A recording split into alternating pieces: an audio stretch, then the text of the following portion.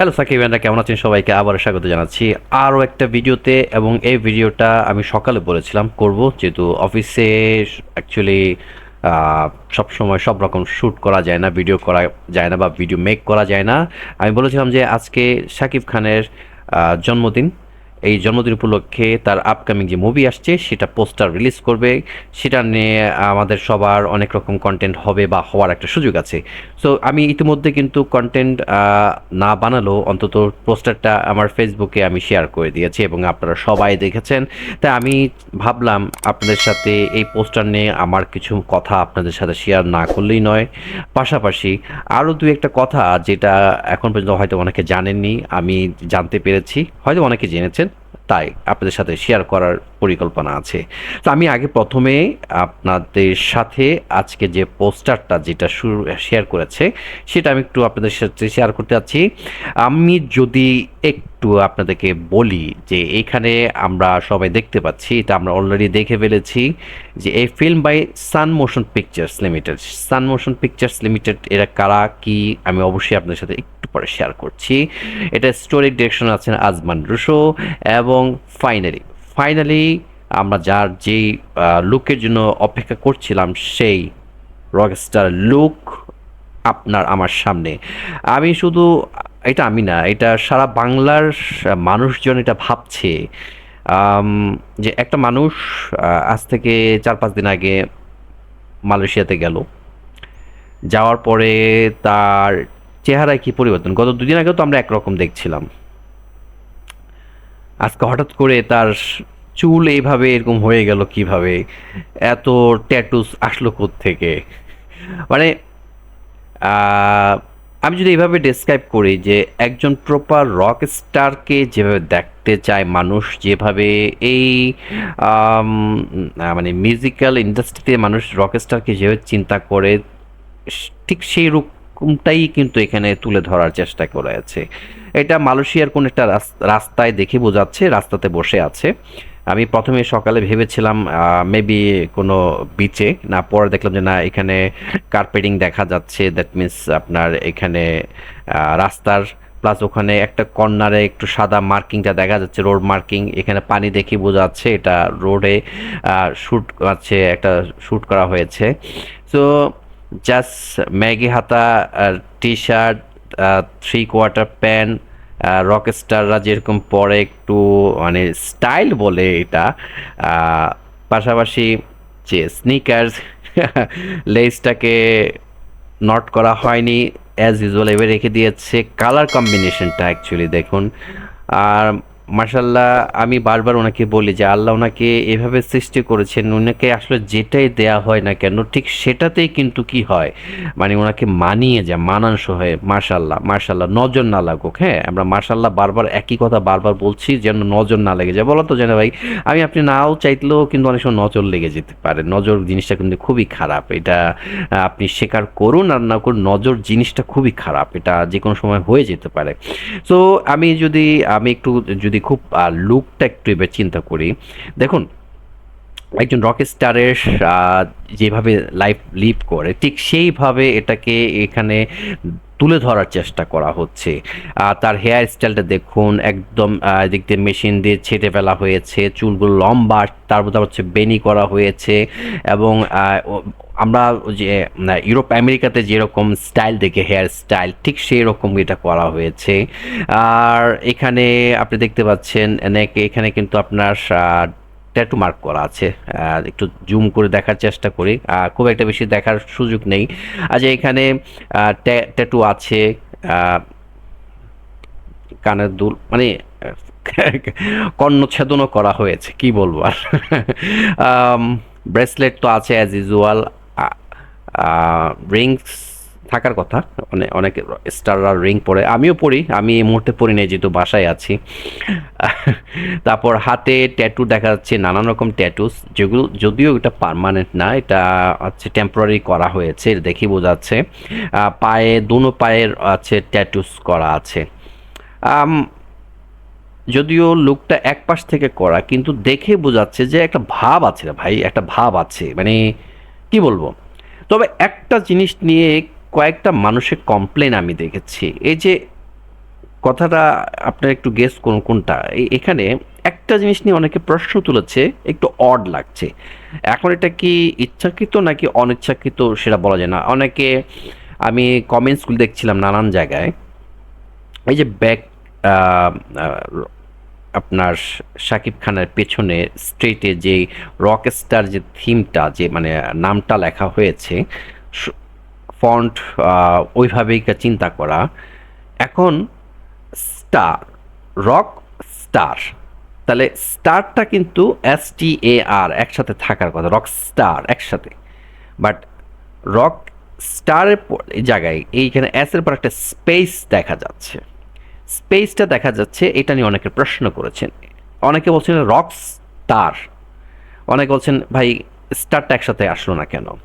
এখন এটা দুইভাবে পজিটিভলি বা নেগেটিভভাবে নেওয়া যেতে পারে। পজিটিভলি যদি আমি চিন্তা করি, যদি টিটাকে এভাবে লেখা হতো তাহলে হয়তোবা যেহেতু এখানে ফ্রন্টে শাকিব খান বসা আছেন তাহলে টিটাকে হয়তোবা ওইভাবে ভিজুয়ালাইজ করা যেত না।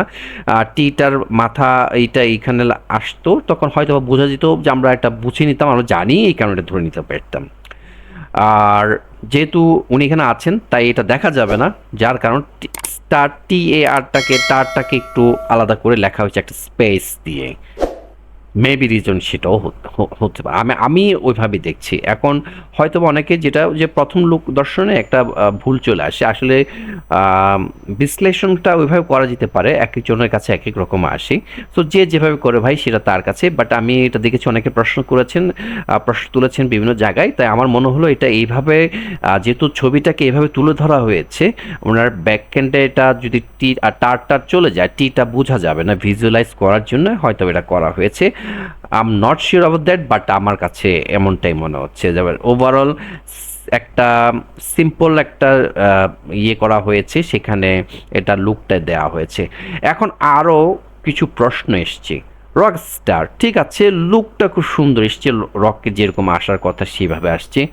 আম, অনেকে মনে করছে একটা স্টেজে, যেমন আমি আমার থাম্বনেলগুলো ওইভাবে চিন্তা করেছি যে স্টেজে উনি পারফর্ম করছেন, গিটার প্লেয়িং করছেন, ওরকম একটা আসার কথা, এরকম আসতে পারে। বাট ওনারা এরকম দেয়নি। তাহলে ওনারা কেন সিম্পল লুকটা দিল? ওনাদের কি সময় ছিল না বা এরকম ছিল না? এখন দেখেন প্রতিটা টিমে কিছু ক্রিয়েটিভ লোক থাকে এবং যারা এখানে কাজ করতেন কম বেশি সবাই ক্রিয়েটিভ।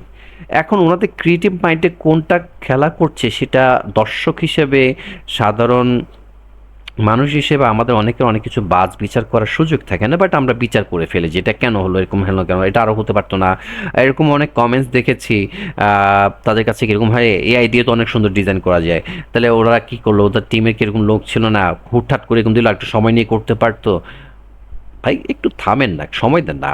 এটা তো মাত্র ট্রেইলার, এখনো তো অনেক কিছু আসা বাকি আছে। জাস্ট স্টার্টিংটা এরকম দিয়েছে, আর অনেক কিছু আছে।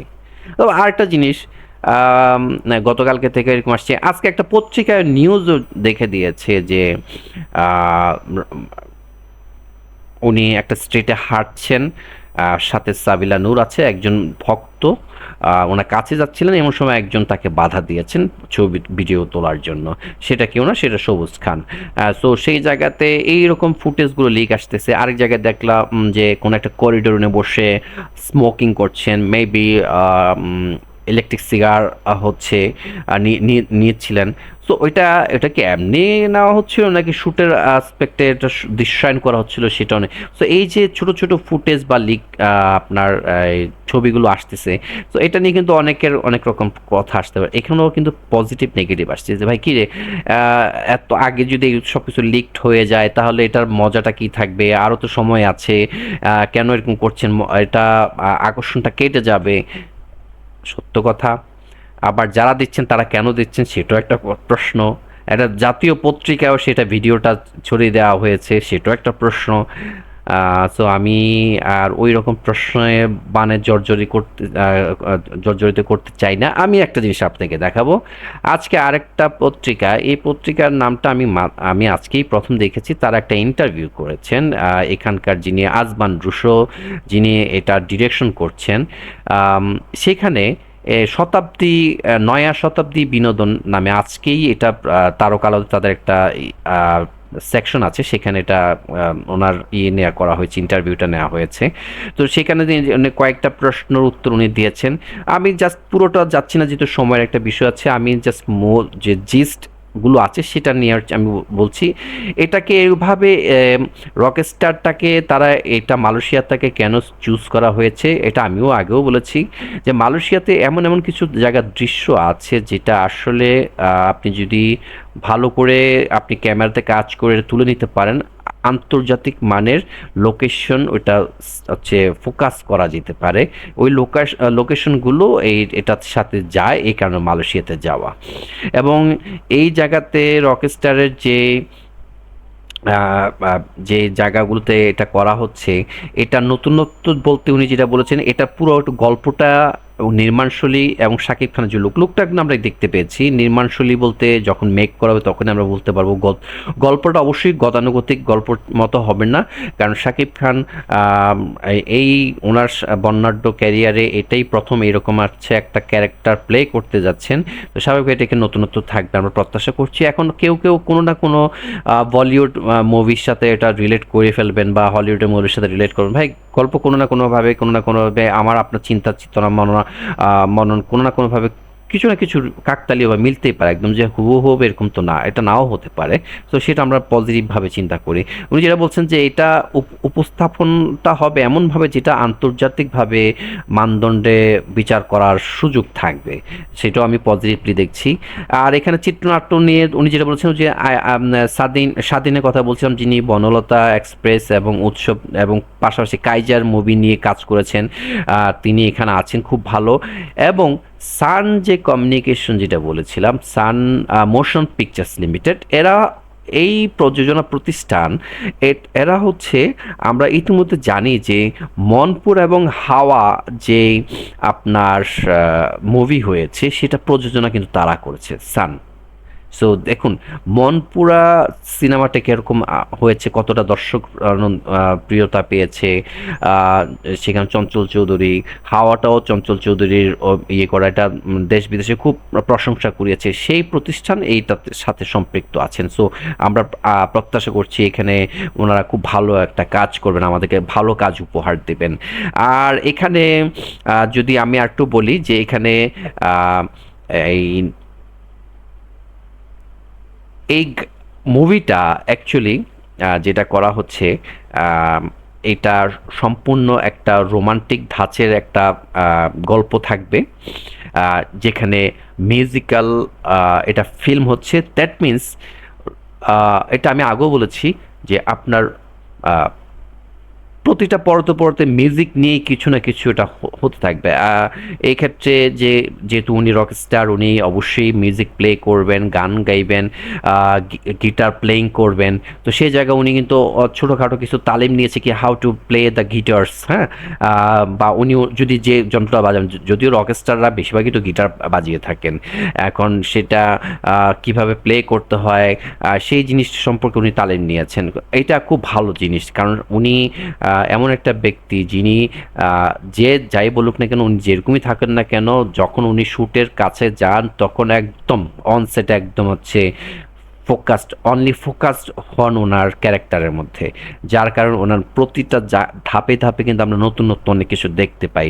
সো এই ছিল এই যে ইন্টারভিউর জিস্ট। এখানে আরও অনেক কথা আসছে, সবগুলো অ্যাকচুয়ালি বলা যাবে না, তবে যেটা সবাই হাইলাইট করেছে উনি যেটা বলেছেন পরিচালক, এইটা হবে একটা একদম ট্রেন্ডি সময়োপযোগী একটি রকস্টার লুক যা এই প্রজন্মকে রিপ্রেজেন্ট করে। দ্যাট মিনস ইউ গাইস যারা দেখছেন, যারা এই জেনজি এটাকে বিলং করেন, আপনাদের এই প্রজন্মকেই এটা রিলেট করছে। আমি প্রথম ভেবেছিলাম যে রকস্টার তো আমাদের আমল তো গুরু জেন্স ছিলেন, ওই টাইপের হবে কি না, পরে দেখলাম না, এখানে উনি থাকছেন। এবং এখানে গানগুলো নিয়ে কিন্তু আমি আজকে সকালে ভিডিওতে বলেছি কে বা কারা থাকছেন এখানে।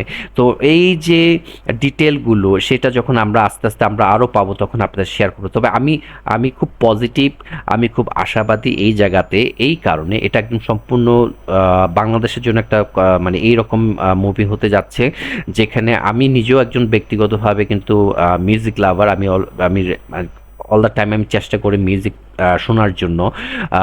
তো সেই জায়গায় এইরকম একটা গান নিয়ে একটা ছবি, তাও হচ্ছে আমাদের এই হালের এই প্রজন্মের সবার প্রিয় মেগাস্টার শাকিব খান, এবং এই টিমে যারা কাজ করছেন সবাই যে যার জায়গা থেকে কিন্তু অনন্য, এবং সবাই কিন্তু একসাথে হয়েছে নতুন একটা প্রজেক্ট আমার আপনার ভালো লাগার জন্য আগামী কি ঈদুল আজহা 2026 কোরবানি ঈদে উপহার দেওয়ার জন্য। সো এই হচ্ছে রকস্টার ফার্স্ট লুক, আমার অনেস্ট রিয়াকশন। আমি হয়তোবা অন্যান্য যারা কন্টেন্ট ক্রিয়েটর তাদের সাথে খুব বেশি এক্সাইটমেন্ট নিয়ে আমি আপনাদের সামনে তুলে ধরতে পারিনি, বাট আমি যেভাবে উপস্থাপন করতে পারি শান্তশিষ্টভাবে চেষ্টা করেছি আপনাদের সামনে সেটা উপস্থাপন করার জন্য।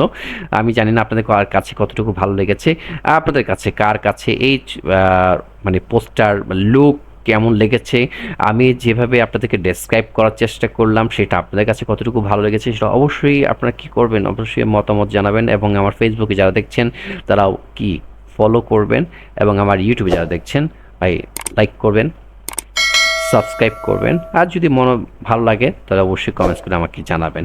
পরবর্তী ভিডিও দেখার অবশ্যই আবারও আমন্ত্রণ জানাচ্ছি। ততক্ষণ পর্যন্ত সবাই ভালো থাকবেন। আল্লাহ হাফেজ।